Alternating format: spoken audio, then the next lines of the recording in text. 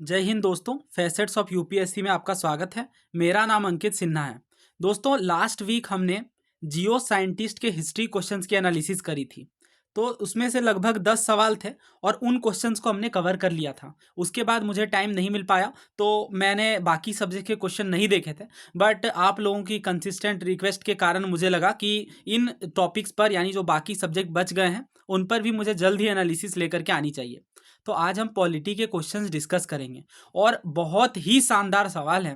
मतलब इन क्वेश्चंस को देख करके मुझे लगा कि मुझे ये एनालिसिस पहले ही करनी चाहिए, क्योंकि देखिए, नो डाउट जो हमारा पॉलिटी का दायरा है किसी एक बुक तक सिमट कर ना रहे, ना केवल करेंट अफेयर तक सिमट कर रहे, बल्कि बाकी चीज़ों पर भी हम बात करेंगे। क्योंकि क्वेश्चन जिस तरीके से फ्रेम किया गया है, नो डाउट बहुत ही तगड़े सवाल हैं और इस तरीके के क्वेश्चन हमें आने वाले एग्जाम्स में भी यूपीएससी के द्वारा जो कंडक्ट किए जाएंगे उनमें देखने को मिलेंगे। दोस्तों देखिए, मैंने बहुत मेहनत करी है इस चीज़ को लेकर के, क्योंकि पहले जो मैं एनालिसिस करता था उसमें डायरेक्ट मैं आपको फैक्ट बताता था। बट इससे मुझे लगा रिवीजन पर्पस के लिए ये वीडियोस हेल्पफुल नहीं रहेंगी। और जैसा कि आपको पता है कि मेरा काम ये नहीं है कि मैं आऊँ क्वेश्चंस के आंसर बताऊँ और चला जाऊँ। मैं उन चीज़ों को डेप्थ में, जैसे देखिए ये जो स्लाइड्स मैंने प्रिपेयर करा है, इनमें पूरे टॉपिक के बारे में कंप्लीट डेप्थ है और ना केवल कंप्लीट डिटेल्ड है, बल्कि उस टॉपिक से संबंधित अन्य एग्जाम्स में जो यूपीएससी के द्वारा जो क्वेश्चंस पूछे गए हैं, हम उन सवालों की भी एनालिसिस करेंगे। तो इस कारण से मैं आपको रिकमेंड करूंगा कि आप टेलीग्राम चैनल ज्वाइन कर लें। हालांकि वीडियो जरूर देखें, क्योंकि काफ़ी सारी एक्स्ट्रा बातें मैं आपको बताऊंगा यहाँ पे। और इसके बाद आप पीडीएफ डाउनलोड कर सकते हैं टेलीग्राम चैनल से और बेस्ट यूटिलाइजेशन कर सकते हैं। तो मेरी आपसे रिक्वेस्ट रहेगी कि आप पहले खुद से क्वेश्चंस जरूर सॉल्व करें वीडियो पोस्ट करके। आप स्किप भी कर सकते हैं ऑब्वियसली। ये पहला सवाल है, इसे सॉल्व करने का प्रयास करिए। देखिए, करेक्ट स्टेटमेंट आपको बताना है और कॉन्स्टिट्यूशन के अकॉर्डिंग बताना है। ये बात बहुत लोग मिस कर जाते हैं। देखिए, मैं क्वेश्चंस एक्सप्लेन कर दूं। पहला स्टेटमेंट ये कहा जा रहा है कि जो पार्लियामेंट है उनके पास ये पावर है कि डीलिमिटेशन से संबंधित वो कानून बना सकते हैं। दूसरा ये कहा जा रहा है कि जो वैलिडिटी होगी लॉ की, जो कि पार्लियामेंट फ्रेम करेगी, किसके संबंधित, डीलिमिटेशन से संबंधित, यानी परिसीमन से संबंधित, तो उसे क्वेश्चन ही नहीं किया जा सकता कोर्ट में। ध्यान से समझिए सवाल को। और आपको क्या पूछा गया, करेक्ट पूछा गया, इनकरेक्ट नहीं। अभी हम देखेंगे कि बहुत सारे क्वेश्चंस में इनकरेक्ट भी पूछे गए हैं। तो सबसे पहले तो आपको यहीं पे केयरफुल रहना है, क्योंकि ये गलती बहुत भारी पड़ सकती है। सो उम्मीद है आपने इस क्वेश्चन को सॉल्व करने का प्रयास किया होगा। पहले हम थोड़ा समझ लेते हैं। देखिए, डीलिमिटेशन नाम से समझते हैं, कुछ लिमिट करने की, एरिया वगैरह की बात हो जा रही है। तो कहा जा रहा है कि जो बाउंड्रीज हैं उन्हें लिमिट करने की बात देखने को मिल रही है। किसमें? टेरिटोरियल कंस्टिट्यूएंसीज के रूप में। क्या है ये? देखिए, समझते हैं। दोस्तों, हमें पता है कि भारत देश में हर एक क्षेत्र में समान जनसंख्या घनत्व तो नहीं है। यानी कुछ स्टेट की पॉपुलेशन ज़्यादा है, जबकि कुछ एरियाज में कम पॉपुलेशन देखने को मिलती है। और ये जो इक्वल रिप्रेजेंटेशन वाली बात है कि सभी पॉपुलेशन के सेगमेंट्स को इक्वल रिप्रेजेंटेशन मिलनी चाहिए, इस चीज़ को लेकर के अनिवार्य है कि हम इस पॉपुलेशन वाले फिगर को भी समझें और उसके अकॉर्डिंग एरिया डिमार्केट करें। तो इसका जो पर्पस है डीलिमिटेशन कमीशन का, वो यही है कि फेयर डिवीजन किया जाए जोग्राफिकल एरियाज का, ताकि किसी एक खास पार्टी को एडवांटेज ना मिले। तो यहाँ पे आप कुछ प्रोविजंस पढ़ सकते हैं। आर्टिकल 82 के अंदर जो पार्लियामेंट है वो डीलिमिटेशन एक्ट को हर सेंसस के बाद इनेक्ट करेगी। देखिए, एक बात और बता दूं कि डीलिमिटेशन कमीशन नो डाउट हर सेंसस के बाद बात की गई है, बट अभी तक 4 बार ही, केवल 4 टाइम्स ही कॉन्स्टिट्यूट किया गया है। ईयर आपको याद नहीं रखना है, बट जैसे अगर स्टेटमेंट में पूछा जाए कि हर पॉपुलेशन सेंसस के बाद ये क्रिएट किया गया, तो ऐसा नहीं है। ठीक है, फर्स्ट बार जो है 1952 में, इसके बाद 19 फर्स्ट बार जो है ये 1962 में सबसे पहले, उसके बाद 1973, उसके बाद अगेन हम देखें तो 2002, और सबसे स्टार्टिंग वाला जो मैंने बताया 1952। तो ये 4 बार जो है हमें देखने को मिलेंगे। इन ईयर को लेके कोई घबराने वाली बात नहीं है, इन्हें आपको याद नहीं करना है। और वैसे भी डीलिमिटेशन एक्ट पहले आता है, उसके बाद कमीशन कॉन्स्टिट्यूट की जाती है। किनके द्वारा? तो देखिए, जो डीलिमिटेशन कमीशन है ये प्रेसिडेंट के द्वारा अपॉइंट की जाएगी और इलेक्शन कमीशन के कोलैबोरेशन में ये वर्क करेगी। कंपोजिशन क्या रहेगा वो सब चीज़ें आप पढ़ लें, क्योंकि फिर हमारा जो पर्पस है वो क्वेश्चन डिस्कस करने का, ये हमारा टॉपिक वाइज तक ही सिमट कर रह जाएगा। तो आसान सी बातें हैं। देखिए, रिटायर्ड सुप्रीम कोर्ट जज होंगे, चीफ इलेक्शन कमिश्नर होंगे, और हर स्टेट इलेक्शन कमिश्नर भी इसमें पार्टिसिपेट करेंगे रिस्पेक्टिव, यानी जिस स्टेट के संदर्भ में डीलिमिटेशन कमीशन गठित की जाएगी उसके रेस्पेक्ट में हमें चीज़ें देखने को मिलेंगी। यहाँ जो चौथा पॉइंट है ये ज़्यादा इंपॉर्टेंट है, इसे अच्छे से समझ लीजिए। जो डीलिमिटेशन कमीशन है ये हाई पावर्ड बॉडी है, यानी इनके जो ऑर्डर्स हैं इन्हें चैलेंज नहीं किया जा सकता कोर्ट में। ध्यान से आपको समझने की नीड है, ऑर्डर्स की बात की जा रही है डीलिमिटेशन कमीशन के। पहले आप इस क्वेश्चन को सॉल्व करिए, तो उस क्वेश्चन की तो हम बात करेंगे ही, बट मैं चाहता हूँ पहले आप इस क्वेश्चन को सॉल्व करें। ये जो सवाल है ये सिविल सर्विसेज 2012 का क्वेश्चन है, डीलिमिटेशन कमीशन से ही संबंधित है। उम्मीद है आपने क्वेश्चन सॉल्व कर लिया होगा। देखिए पहला क्या क्या कहा जा रहा है कि जो ऑर्डर्स होंगे डीलिमिटेशन कमीशन के ये कोर्ट में चैलेंज नहीं किए जा सकते। दूसरा ये कहा जा रहा है कि जो डीलिमिटेशन कमीशन के ऑर्डर्स हैं ये लोकसभा और स्टेट लेजिस्लेटिव असेंबलीज के पास जब रखे जाएंगे, they can not effect any modification in the orders, यानी ऑर्डर्स में कोई बदलाव नहीं आएगा जब डीलिमिटेशन कमीशन की रिपोर्ट प्रस्तुत की जाएगी लोकसभा और स्टेट लेजिस्लेटिव में। तो इन ऑर्डर्स की बात हमें देखने को मिल रही है। करेक्ट बताना है आपको। तो देखिए अभी हमने ये पढ़ा कि जो ऑर्डर्स हैं ये चैलेंज नहीं किए जा सकते, बिल्कुल सही बात है। और दूसरा भी बिल्कुल सही है, जब डीलिमिटेशन कमीशन के ऑर्डर्स आएंगे तो ये पहले के ऑर्डर्स में कोई इफेक्ट, कोई मॉडिफिकेशन अलग से लेकर के नहीं लाएंगे। दोस्तों ना इस क्वेश्चन को सॉल्व करिए। देखिए क्या कहा जा रहा है, जो डीलिमिटेशन है कॉन्स्टिट्यूएंसीज की और जो डिटर्मिनेशन है कॉन्स्टिट्यूएंसीज का, यानी चुनाव करना कि कौन सी कॉन्स्टिट्यूएंसीज हमें चुननी है और किस हिसाब से पॉपुलेशन डिटरमाइन की जाएगी, इन सब चीज़ों को, और ये जो है रिजर्व सीट की बात की जा रही है, एससीज और एसटीज के लिए जो सीट्स रिजर्व हैं उनके हिसाब से पूछा जा रहा है कि इस डीलिमिटेशन का काम कौन करती है। क्या election commission, delimitation commission, planning commission, या फिर डीलिमिटेशन कमीशन के सहयोग से इलेक्शन कमीशन करती हैं। अब ये काफ़ी ट्रिकी क्वेश्चन है, नो डाउट। ऑफिशियल आंसर देखिए डी है, election commission with the assistance of delimitation commission. और इसमें कोई अलग से चौंकने की बात नहीं है। हमने देखा है कि इलेक्शन कमीशन भी नो डाउट सहयोग करती है और दोनों कोलैबोरेशन में वर्क करते हैं। इवन न्यूज़ भी आप देखेंगे तो आई थिंक 2-3 महीने पहले की ही न्यूज़ है, election commission published final delimitation order for assembly of state of Assam, यानी असम के ही अंदर जो है इलेक्शन कमीशन ने फाइनल डीलिमिटेशन ऑर्डर को प्रस्तुत किया। तो ये बहुत ही ऑब्वियस सी बात है, ठीक है, कि इलेक्शन कमीशन का भी कोलैबोरेशन देखने को मिलता है। दोस्तों अब इस क्वेश्चन को देखिए, ये क्वेश्चन बहुत अनोखा है क्योंकि इसके ऑप्शन से ही आप उस क्वेश्चन को सॉल्व कर सकते हैं। ध्यान से पढ़िएगा, बिल्कुल अच्छे से समझिएगा चीज़ों को और उसके बाद आंसर करिएगा। अब बताने की मुझे नीड नहीं है, आप ये खुद से फोकस में रखें, नॉट करेक्ट पूछ रहा है या करेक्ट। या सो आई होप आपने सॉल्व कर लिया होगा। देखिए क्या कहा जा रहा है, सुपर इंटेंडेंस, डायरेक्शन और कंट्रोल, ये तीन शब्द जो हैं, ये तीन शब्द जुड़े हुए हैं इलेक्शन कमीशन के साथ। 324 आर्टिकल में साफ साफ लिखा गया है कि डायरेक्शन, कंट्रोल, इलेक्शंस की ये सभी इलेक्शन कमीशन के जिम्मे रहेगी। दूसरा कहा जा रहा है कि हर टेरिटोरियल कॉन्स्टिट्यूएंसी के साथ, यानी एक जो पर्टिकुलर कॉन्स्टिट्यूएंसी है इसमें एक ही जनरल इलेक्टोरल रोल रहेगा। तीसरा ये कहा जा रहा है कि पार्लियामेंट के पास पावर है कि वो डीलिमिटेशन से संबंधित कानून बना सकती है, ये तीसरा ऑप्शन है।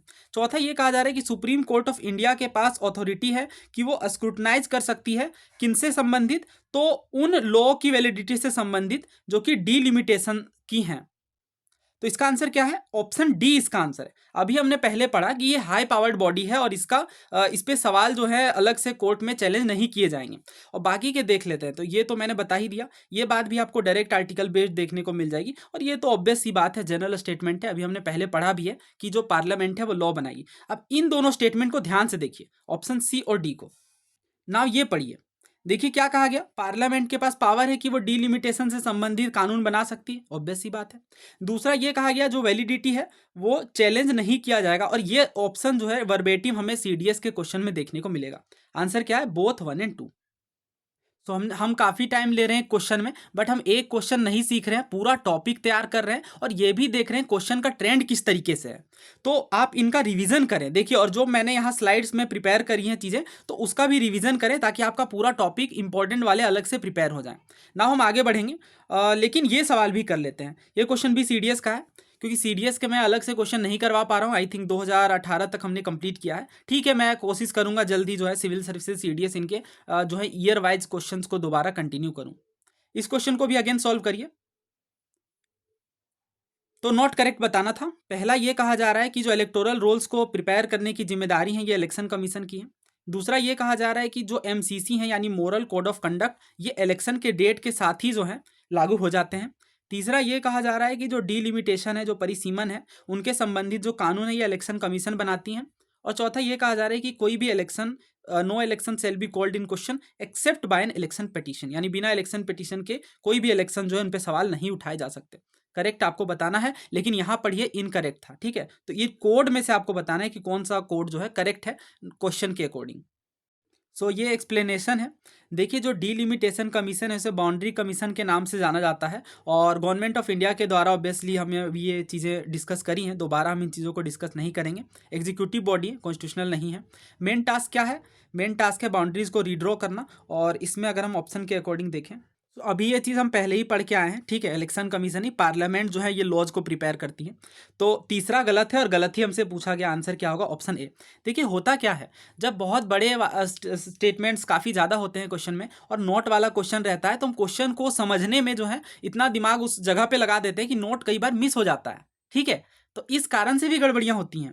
नोट तो इनिशियली हमने पढ़ा कि हमने सोचा भी हाँ नोट के बारे में पूछा जा रहा है, बट जब हम इन चीज़ों को पढ़ने में व्यस्त हो जाते हैं तो कई बार गलतियां हो जाती हैं, इसलिए अलग से इसे मार्क करें।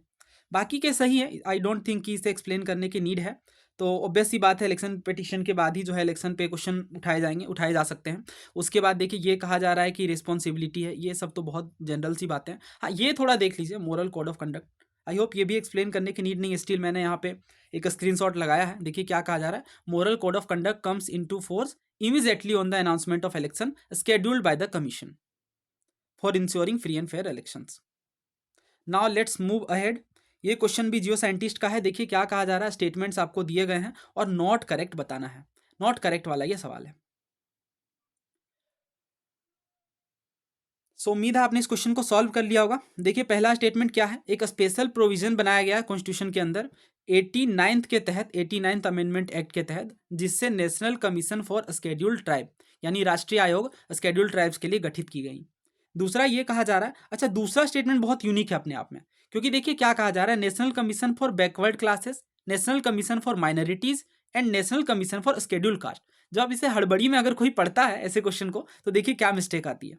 स्टार्टिंग में पढ़ेंगे, National Commission for Backward Classes, National Commission for Scheduled Caste are constitutional bodies, और उन्हें लगेगा हाँ हमने तो सीधे तो आर्टिकल ही दिमाग में आने लगेंगे, ठीक है।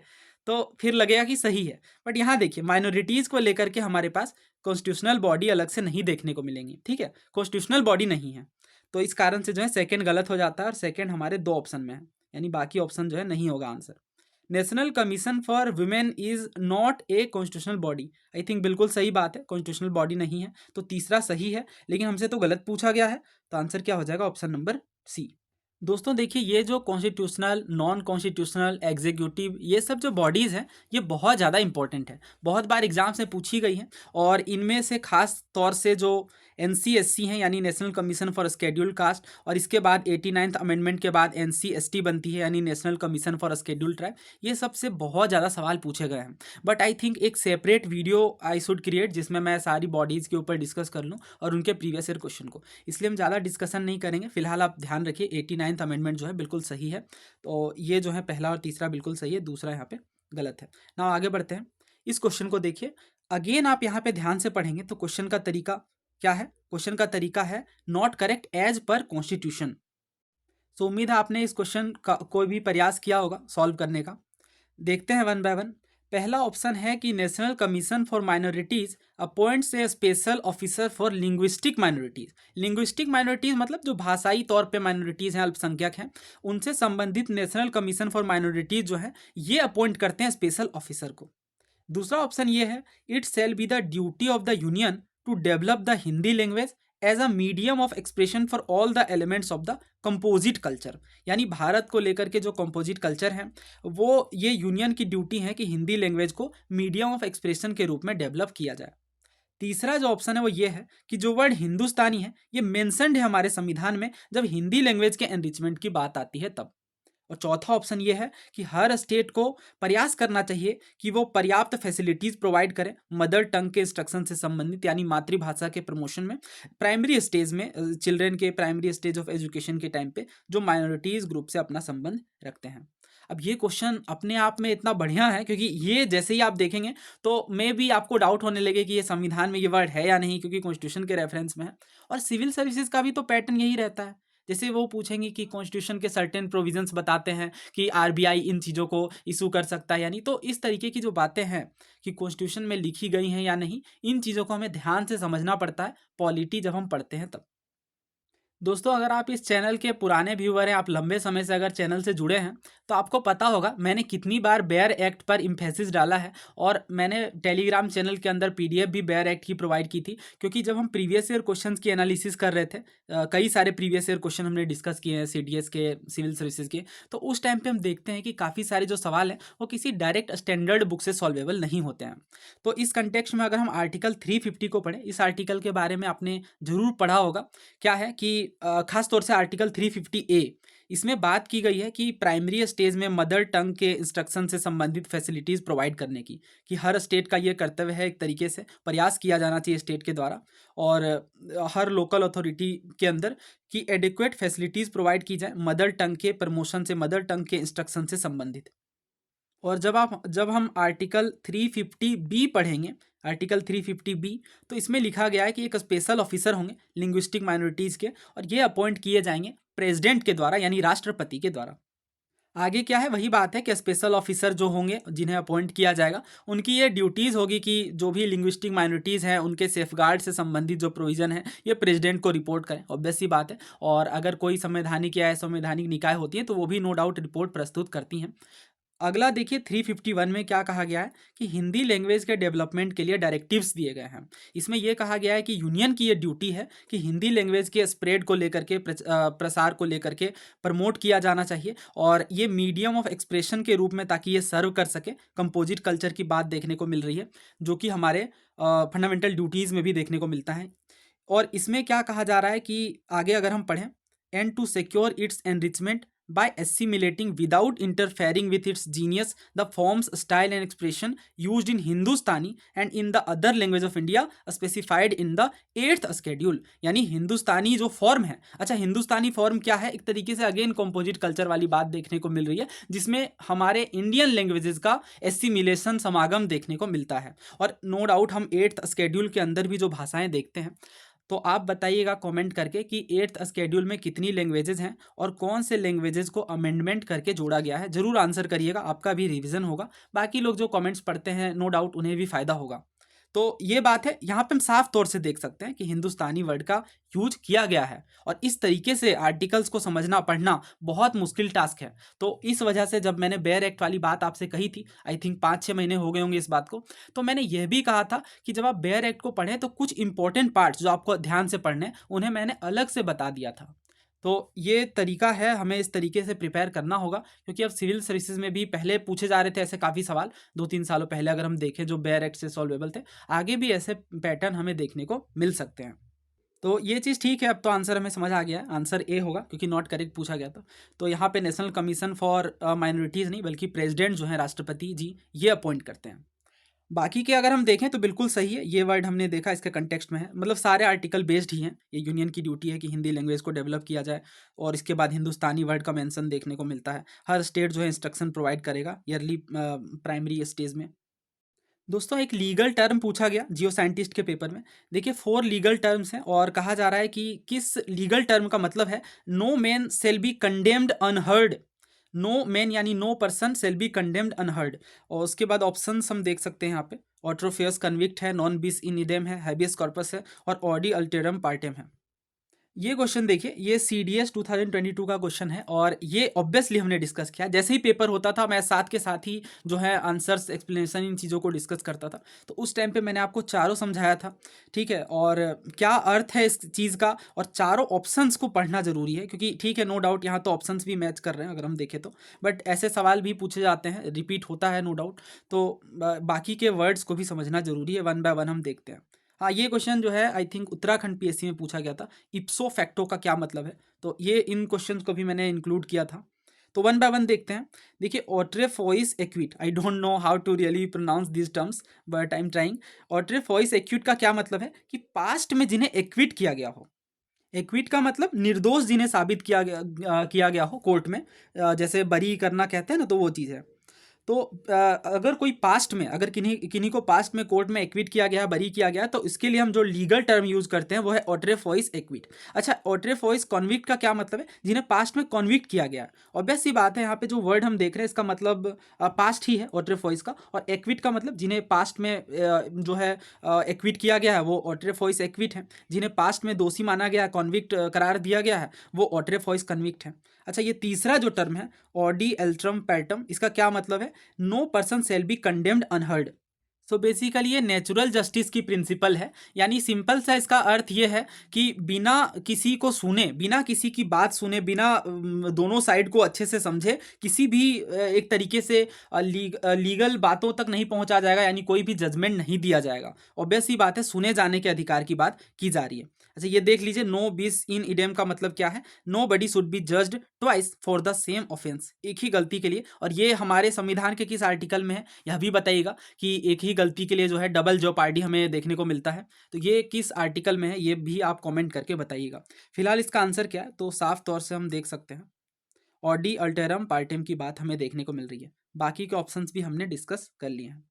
नाउ नेक्स्ट क्वेश्चन की ओर बढ़ते हैं। देखिए अगेन ये जो क्वेश्चन है ये थर्ड स्केड्यूल से संबंधित है, यानी स्केड्यूल्स के ऊपर भी क्वेश्चन पूछे जा रहे हैं, और ये बहुत ही टफ क्वेश्चन है। तो दो ऑप्शन है, आप ट्राई करिए सॉल्व करने का, स्किप भी कर सकते हैं डेफिनेटली आप। सो उम्मीद है आपने सवाल पढ़ लिया होगा। देखिए पहला स्टेटमेंट ये कहा जा रहा है, a member of parliament is free to take the oath और affirmation by swearing in the name of God. ठीक है, तो सिंपल सी बात है कि भगवान के नाम पे जो शपथ लेने की बात हमें देखने को मिल रही है, ये एमपी के द्वारा की जा सकती है। दूसरा ये कहा जा रहा है, जज of the supreme court has to take the oath और affirmation by swearing in the name of constitution of India, यानी संविधान के ऊपर शपथ लेने की बात जज ऑफ सुप्रीम कोर्ट के द्वारा देखने को मिलेगी, ऐसे ये दूसरा स्टेटमेंट कहता है। दोस्तों ये थर्ड स्केड्यूल है, और जब हम थर्ड स्केड्यूल देखते हैं तो थर्ड स्केड्यूल में क्या कहा गया, मिनिस्टर की बात देखने को मिल रही है। और यहाँ पे अगर आप पढ़ेंगे इस वाले पार्ट में, आई जो भी नाम रहेगा उसके बाद इस तरीके से बताएंगे कि हमारे संविधान में पूरी शपथ है, बट ये जो स्वेरिंग की बात है, स्वेर करने की, तो ये इन द नेम ऑफ गॉड हमें देखने को मिल रहा है। इसी तरीके से यूनियन के किसी मिनिस्टर की बात करेंगे तो अगेन हम यहाँ पे देखते हैं swear in the name of God. आगे हम देखेंगे तो इलेक्शन से संबंधित बातें हैं, और इसके बाद काउंसिल ऑफ स्टेट के कैंडिडेट के लिए जो नॉमिनेट होंगे उनके लिए भी swear in the name of God बात देखने को मिल रही है। इसके बाद आगे हम बढ़ेंगे तो अदर एमपीज के लिए, उसके बाद सीएजी यानी कंट्रोलर एंड ऑडिटर जनरल के लिए भी हम देखेंगे। इसके बाद स्टेट के मिनिस्टर के लिए भी हम देख सकते हैं। आगे यानी सभी चीज़ों में हमें जो है swear in the name of God देखने को मिल रहा है। जब हम जजेस की बात करते हैं, देखिए जजेस ऑफ हाई कोर्ट, तो इसके बाद भी हम देखते हैं कि swear in the name of God वाली बात ही देखने को मिल रही है। तो ये तो डेफिनेटली बताएंगे कि हमारे संविधान में संपूर्ण श्रद्धा है, फेथ है, अलायंस है, ठीक है। बट जो स्वैर है ये गॉड के नेम पे ही देखने को मिलेगा। बट यहाँ पे कह दिया गया है कि कॉन्स्टिट्यूशन के नाम पे स्वेरिंग है, ये चीज़ गलत है, पहला बिल्कुल सही है। अब ये बहुत ही ज़्यादा टफ क्वेश्चन है, ऐसे क्वेश्चन स्किप किए जाने चाहिए पेपर में अगर आप इन्हें सॉल्व करेंगे, क्योंकि डायरेक्ट बातें आपको इस तरीके की नहीं देखने को मिलेंगी, और लॉजिक लगाना भी ऐसे क्वेश्चन में थोड़ा मुश्किल हो जाता है। नाउ नेक्स्ट क्वेश्चन देखिए, तो पार्लियामेंट वाली बात है, पार्लियामेंट से सवाल पूछे जाते हैं, बहुत बड़ा टॉपिक है, और अक्सर हम देखते हैं कि parliament, fundamental rights, fundamental duties, ये जो टॉपिक्स हैं खास तौर से, इनसे सबसे ज़्यादा क्वेश्चंस देखने को मिलते हैं। नो डाउट हम डीपीएसपी को भी इसमें इंक्लूड करेंगे। तो पहले वीडियो पॉज करिए और आप खुद से प्रयास करिए इस क्वेश्चन को सॉल्व करने का। हमारे पास 4 स्टेटमेंट है, और यहाँ पे आपको इनकरेक्ट नहीं बताना है। अच्छा, यहाँ भी इनकरेक्ट बताना है। ये यहाँ मैं देख रहा था नॉट करेक्ट है यहाँ भी, तो बहुत ध्यान से इन चीज़ों को समझिए। सबसे पहले तो मेरा ध्यान इसी पे जाता है, करेक्ट है या नॉट करेक्ट, क्योंकि ज़्यादा क्वेश्चन जब आप सॉल्व करेंगे तो इस चीज़ पे ध्यान जरूर जाएगा, और जाना भी चाहिए। सो उम्मीद है आपने इस क्वेश्चन को ट्राई किया होगा। देखिए पहला क्या कहा जा रहा है कि दोनों ही हाउसेज यानी लोकसभा और राज्यसभा, दोनों ही हाउसेज की प्रत्येक सीटिंग का जो पहला घंटा है उसे हम क्वेश्चन आवर कहेंगे, और ये क्वेश्चन को पूछने के लिए डिवोट किया जाता है। दूसरा ये कहा जा रहा है कि जो क्वेश्चंस हैं ये जनरली जो है ये मेंबर्स ऑफ पार्लियामेंट को पूछे जाते हैं फ्रॉम द मिनिस्टर्स, ठीक है। तो एमपीज पूछते हैं, questions are generally asked by MPs from the ministers, ठीक है। तो मिनिस्टर से सवाल पूछे जाते हैं, और ऑब्वियस सी बात है हम समझ सकते हैं कि ये सवाल किनसे संबंधित होंगे, पब्लिक डेवलपमेंट से या अर्जेंट पब्लिक इंपॉर्टेंस से, इन चीज़ों से संबंधित होंगे। तीसरा ये कहा जा रहा है कि जो हाफ एन आवर डिस्कशंस है और on matters arising out of questions already answered can be held only in Lok Sabha, यानी हाफ एन आवर डिस्कशन हमें केवल लोकसभा में देखने को मिलेगा, और ये ऑलरेडी आंसर्ड की बात की जा रही है, यानी एक क्वेश्चन पर आंसर दिया गया है तो सप्लीमेंट्री क्वेश्चन पूछने के लिए हाफ एन आवर डिस्कशन किया जा रहा है। चौथा जो स्टेटमेंट है वो ये है, questions can not be addressed to a private member, private member कौन होते हैं? मिनिस्टर के अलावा जो मेंबर्स हैं, तो उनसे सवाल नहीं पूछे जा सकते। ऑब्वियस सी बात है, चौथा तो गलत है। अच्छा, गलत ही बताना है, तो ये और ये यानी सी और डी में से हमारा कोई आंसर होगा। अगर हम दूसरा देखें तो फर्स्ट आवर कहा जा रहा है क्वेश्चन आवर, तो ये बात बिल्कुल सही है और ये एलिमिनेट भी हो गया है। तो तीसरा हमें बताना ही पड़ेगा, half an hour discussion on matter arising out of question already answered. देखिए, ऐसा नहीं है कि केवल ये लोकसभा में देखने को मिलेगा, ये मैकेनिज्म राज्यसभा में भी एग्जिस्ट करती है। और हाफ एन आवर डिस्कशन क्या है? कोई मेंबर है, कोई मेंबर ऑफ पार्लियामेंट है, ये चेयरमैन की परमिशन से, ऑब्वियस सी बात है, राज्यसभा है तो चेयरमैन और लोकसभा है तो लोकसभा स्पीकर, इनकी परमिशन लेकर के ये क्वेश्चन पूछ सकते हैं, डिस्कशन स्टार्ट कर सकते हैं किसी इंपॉर्टेंट पब्लिक इंपॉर्टेंस से संबंधित। और इसमें जो है ओरल रिटेन क्वेश्चन किसी भी तरीके से सवाल पूछे जा सकते हैं। ये है हाफ एन आवर डिस्कशन। तो तीसरा तो गलत है यहाँ पे और चौथा भी गलत है, अभी हमने देखा। तो आंसर क्या होगा? ऑप्शन सी, 3 और 4। क्वेश्चंस प्राइवेट मेंबर से और मिनिस्टर से किन्हीं से भी पूछा जा सकता है। अच्छा, अगर यहाँ पे हम ध्यान से सोचें, questions are generally asked by minister of, अच्छा, एमपीज के द्वारा पूछा जाता है, तो ये सही बात है। और सही को अगर हम एलिमिनेट भी करते हैं, यानी 2 को अगर हम एलिमिनेट भी करते हैं, तो आंसर हमारा निकल करके आ जाता है नॉट करेक्ट वाला। तो एलिमिनेशन वर्क कर रही है इन क्वेश्चंस में। देख लेते हैं पार्लियामेंट में क्या होता है। तो 11 से 12 बजे, जो कि फर्स्ट आवर है, इसमें क्वेश्चन आवर का ये टाइम पीरियड है, यानी सवाल पूछे जाते हैं और एक तरीके से जो रिप्रेजेंट करते हैं लोगों को, यानी लोकसभा में खास तौर से। और इनमें क्वेश्चन आवर का मैकेनिज्म देखने को मिलेगा। राज्यसभा में भी क्वेश्चन आवर एग्जिस्ट करती है, बट आई थिंक टाइम थोड़ा अलग रहता है। इनका 11 से 12 रहता है और राज्यसभा में 12 से 1 जो है देखने को मिलता है। ठीक है, आगे बढ़ते हैं। 12 बजे, देखिए जो 12 का टाइम होता है, ये जो है हम अगर देखें तो 00 आवर भी लिखा जाता है, तो इस कारण से इन्हें 0 आवर कहा जाता है। और बहुत बार स्टेट पीएससीज और कई सारे एग्जाम्स में पूछा जाता है कि 0 आवर कितने बजे से स्टार्ट होती है, तो नाम में ही आंसर छुपा है, 12 PM से ये स्टार्ट होती है। और अगेन ये भी जो है इंडियन इनोवेशन हमें देखने को मिलता है, लोगों को रिप्रेजेंटेशन इनमें देखने को मिल रही है, क्योंकि सवाल जवाब वाली बात है। 1 से 2 लंच का टाइम है और इसके बाद जो है मेन वर्क होती है। ये सारी चीज़ें मैंने ऐड करी है, उम्मीद है आप इन चीज़ों को अच्छे से पढ़ के समझेंगे। नाउ नेक्स्ट क्वेश्चन की ओर बढ़ते हैं। इस क्वेश्चन को ट्राई करिए। बहुत सारे सवाल हैं, आई नो, नॉट करेक्ट वाले। अगेन ये भी नॉट करेक्ट का ही क्वेश्चन है। सो उम्मीद है आपने इस क्वेश्चन को ट्राई किया होगा। पहला ऑप्शन ये है कि जो स्टेयर्ड क्वेश्चन होते हैं, यानी तारांकित प्रश्न, इनमें केवल रिटेन आंसर की ही जरूरत होती है, यानी रिटेन आंसर दिया जाता है स्टेयर्ड क्वेश्चन के जवाब में। दूसरा ये कहा जा रहा है जो शॉर्ट नोटिस क्वेश्चन है, ये वो होते हैं जो कि अर्जेंट पब्लिक इंपॉर्टेंस से संबंधित होते हैं। तीसरा ये कहा जा रहा है जो अनस्टेयर्ड क्वेश्चन होते हैं, इनमें ओरल आंसर नहीं दिए जाते हैं, यानी रिटेन की बात की जा रही है, ऑप्शन सी में। चौथा ऑप्शन है कोई सप्लीमेंट्री क्वेश्चन जो है ये पूछे नहीं जा सकते अनस्टेयर्ड क्वेश्चन में। सो बेसिकली स्टेयर्ड और अनस्टेयर्ड पर ही सवाल है, तो थोड़ा डिफरेंस देख लेते हैं स्टेयर्ड और अनस्टेयर्ड में क्या है। तो देखिए, जो स्टेयर्ड क्वेश्चन होंगे ये इनमें ओरल आंसर की जरूरत पड़ेगी। ठीक है, ओरल आंसर जब पूछे जा रहे हैं तो ऑब्वियस ही बात है, एक मिनिस्टर या किन्हीं प्राइवेट मेंबर के द्वारा आंसर दिया जाएगा और उनसे फर्दर सप्लीमेंट्री क्वेश्चंस पूछे जाएंगे। सप्लीमेंट्री का मतलब क्या है? ये जो आंसर दिए गए, अगेन उससे संबंधित दूसरा सवाल पूछना। बट ये जो अनस्टार्ड क्वेश्चन है, इनमें रिटेन आंसर रिक्वायर्ड होता है। तो जब रिटेन आंसर रिक्वायर्ड होता है तो इनमें सप्लीमेंट्री क्वेश्चन नहीं पूछे जाते हैं, इनके लिए स्टेयर्ड का मैकेनिज्म है। तो पहला जो कहा जा रहा है कि स्टेयर्ड क्वेश्चन है केवल रिटेन, तो साफ तौर से ये गलत है, क्योंकि ओरल आंसर जो है स्टेयर्ड में दिया जाता है और अनस्टेयर्ड में चूंकि हमने देखा कि ये रिटेन होता है, इस कारण से इनमें सप्लीमेंट्री क्वेश्चन नहीं पूछे जाते हैं। तो चौथा बिल्कुल सही है, तीसरा भी बिल्कुल सही है। यही जो है अभी मैंने जो एक्सप्लेन किया कि अनस्टेयर्ड में ओरल आंसर नहीं, रिटेन की नीड होती है। और दूसरा तो अभी हमने ये डिस्कस किया ही है कि शॉर्ट नोटिस क्वेश्चन नाम से ही संबंधित है कि पब्लिक इंपॉर्टेंस की बात है। पहला गलत है और हमें गलत ही चुनना है, तो आंसर क्या होगा? Option A. ये बातें आपको रिटेन फॉर्म में भी मिल जाएगी। स्टेयर्ड क्वेश्चन क्या है जिनमें ओरल राइटिंग की नीड है और सप्लीमेंट्री क्वेश्चन जो है इनसे पूछे जा सकते हैं इस कारण से, जबकि अनस्टेयर्ड में हम देखते हैं कि रिटेन आंसर की नीड है और इस कारण से जो है प्रोहिबिट करता है ये सप्लीमेंट्री क्वेश्चंस को।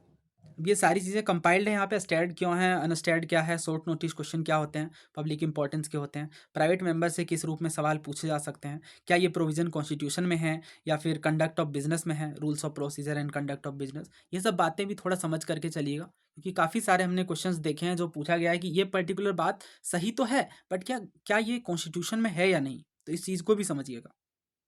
नाउ नेक्स्ट क्वेश्चन की ओर बढ़ते हैं और इसमें आपको स्टेटमेंट्स बताना है कितने स्टेटमेंट सही हैं। तो उम्मीद है आपने वीडियो पॉज़ किया होगा और हमेशा की तरह क्वेश्चन सॉल्व करने का प्रयास किया होगा। आप स्किप भी कर सकते हैं। देखिए क्या कहा जा रहा है, मोशंस से संबंधित ये क्वेश्चन है। पहला ये कहा जा रहा है जो सेंसर मोशन है यानी जो निंदा प्रस्ताव है, इनमें ग्राउंड बताना पड़ता है यानी किस कारण से ये लाया जा रहा है, उस चीज़ का ज़िक्र करना ज़रूरी है। दूसरा ये कहा जा रहा है जो सेंसर मोशन है, ये एक इंडिविजुअल मिनिस्टर यानी एक अकेले मिनिस्टर के खिलाफ जो है लाया जा सकता है। तीसरा ये कहा जा रहा है जो नो कॉन्फिडेंस मोशन है यानी जो अविश्वास प्रस्ताव है, ये आइदर हाउस ऑफ पार्लियामेंट में प्रस्तुत किया जा सकता है। However a government will fall only if the no confidence motion is passed in Lok Sabha. लेकिन जो गवर्नमेंट है यानी जो सरकार है ये तभी गिरती है जब नो कॉन्फिडेंस मोशन यानी अविश्वास प्रस्ताव लोकसभा में पास होता है। ध्यान से पढ़िएगा ऑप्शन को। चौथा ये कहा जा रहा है जो अविश्वास प्रस्ताव है, must specify the charges against the council of minister on on the basis of which the motion is to be based. यानी जो नो कॉन्फिडेंस मोशन है वही बात है कि चार्जेस को स्पेसिफाई करने की बात है, जो भी अभियोग लगाया गया है इन सब चीज़ों से संबंधित हमें बात देखने को मिल रही है और आपको यहाँ पे बताना है कितने कथन यहाँ पे सही है। सो आगे बढ़ने से पहले मैं चाहता हूँ आप इस क्वेश्चन को सॉल्व करें। CAPF 2020 का ये सवाल है। नॉट करेक्ट आपको बताना है सेंसर मोशन से संबंधित।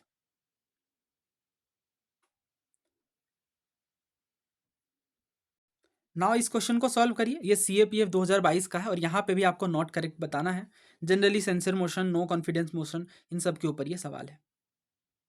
ना समझते हैं। देखिए निंदा प्रस्ताव क्या है, नाम से ही स्पष्ट है कि निंदा की बात देखने को मिल रही है यानी किसी पर्टिकुलर जो है पॉलिसी, इन सब चीज़ों से संबंधित जो है काउंसिल ऑफ मिनिस्टर के अगेंस्ट या ग्रुप ऑफ मिनिस्टर और एज एन इंडिविजुअल मिनिस्टर के खिलाफ ये प्रस्ताव लाया जा सकता है for the failure to perform duties. यानी उन ड्यूटीज़ को अगर ये परफॉर्म करने में फेल्योर है तो इस कारण से निंदा प्रस्ताव लाया जा सकता है। जो सेंसर मोशन है ये लोकसभा या फिर स्टेट असेंबली में लाई जा सकती हैं। सेंसर का मतलब क्या होता है, सेंसर का मतलब निंदा होता है, स्ट्रॉन्ग डिसअप्रूवल और हार्श क्रिटिसिज्म। क्रिटिसिज्म का ये सीवियर रूप है। It can be a stern rebuke from a legislature और it can be general opposition to the policies of the government और एन इंडिविजुअल मिनिस्टर। यानी स्टर्न स्टर्न रिबुक का क्या मतलब है, एक तरीके से कड़ी फटकार, कड़ी निंदा, डांट, एक तरीके का वो रूप हमें देखने को मिल रहा है। तो यहाँ पे जब हम तीसरा ऑप्शन देखते हैं तो कहा गया है censure motion can not B move against the entire council of minister. जबकि अभी हमने देखा कि censure motion council of minister के खिलाफ भी और एक सिंगल मिनिस्टर के खिलाफ भी, दोनों के ही खिलाफ लाया जा सकता है। तो इस कारण से जो है कि ये बात गलत है और हमसे गलत ही पूछा गया था। बाकी के ऑप्शन हमारे इन्फॉर्मेशन के लिए इंपॉर्टेंट है। सेंसर मोशन सिंगल मिनिस्टर के खिलाफ बिल्कुल लाया जा सकता है। नो कॉन्फिडेंस जो मोशन है ये केवल PM के खिलाफ नहीं लाया जा सकता, काउंसिल ऑफ मिनिस्टर के खिलाफ लाया जाता है। इस पर हम चर्चा करेंगे। तो दूसरा बिल्कुल सही है, censure motion can be move against a group of minister. तो ये बात तो अभी हमने देखा है कि बिल्कुल सही है ना। जब हम इस क्वेश्चन को देखते हैं तो यहाँ पे दूसरा, तीसरा और चौथा ऑप्शन बिल्कुल सही है। एंटायरली काउंसिल ऑफ मिनिस्टर के खिलाफ लाया जा सकता है। स्पीकर डिसाइड करते हैं कि मोशन जो है ये ऑर्डर में है या नहीं। गवर्नमेंट जो है ये फ्री है इस डेट टाइम को फिक्स करने के लिए इसके डिस्कशन से संबंधित। ठीक है, ये बातें सही है। Leave of house is required, नहीं, हाउस के लीव की रिक्वायरमेंट नहीं होती, इस कारण से ये ऑप्शन ए नॉट करेक्ट है।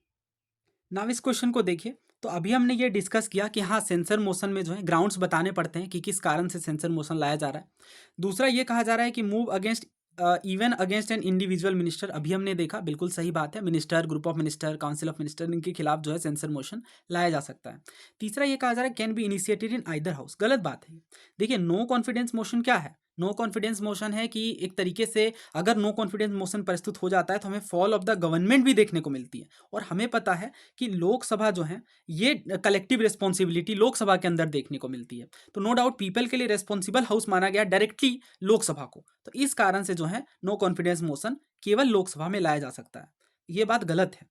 चौथा अगर हम देखें, no confidence motion must specify the charges, नहीं, unlike the censure motion no confidence motion में चार्जेस बताने की नीड नहीं होती है। दो स्टेटमेंट यहाँ पे करेक्ट है। और ये जो कंपैरिजन है censure motion, no confidence motion के बीच, इन चीज़ों के बारे में आपको अच्छे से क्लैरिटी होनी चाहिए। हमने पहले भी इस तरीके के कई सारे सवाल सॉल्व किए हैं। और चूंकि मैंने जैसा कि बताया आपको कि एक जो टॉपिक वाइज जो है, जैसे अगर बॉडीज़ पर हम बात करें तो सारे संवैधानिक और असंवैधानिक निकाय हम सेपरेट वीडियो में, इसी तरीके से पार्लियामेंट के मोशंस पर सेपरेट वीडियोज़ में हम कवर करेंगे और डेप्थ में इन चीज़ों को। तो दोस्तों यहाँ पे हमने पॉलिटी के क्वेश्चंस डिस्कस कर लिए हैं और बाकी सब्जेक्ट की भी एनालिसिस हम कवर करेंगे। आप कमेंट करके बताइएगा कि इसके बाद हम किस सब्जेक्ट से क्वेश्चन डिस्कस करें। एनवायरनमेंट के भी काफ़ी सारे सवाल हैं और बाकी टॉपिक्स के भी हैं। नो डाउट ये काफ़ी हेल्पफुल रहेंगे अन्य परीक्षाओं के लिए भी। तो मैंने तो अपना काम कर दिया, अब आपका काम है कि आप चैनल को सब्सक्राइब करें, अपने दोस्तों के साथ शेयर करें। PDF के लिए आप हमारे टेलीग्राम चैनल को ज्वाइन कर सकते हैं, जिसकी लिंक डिस्क्रिप्शन बॉक्स में है। धन्यवाद, जल्द ही मिलते हैं नए वीडियो के साथ। जय हिंद।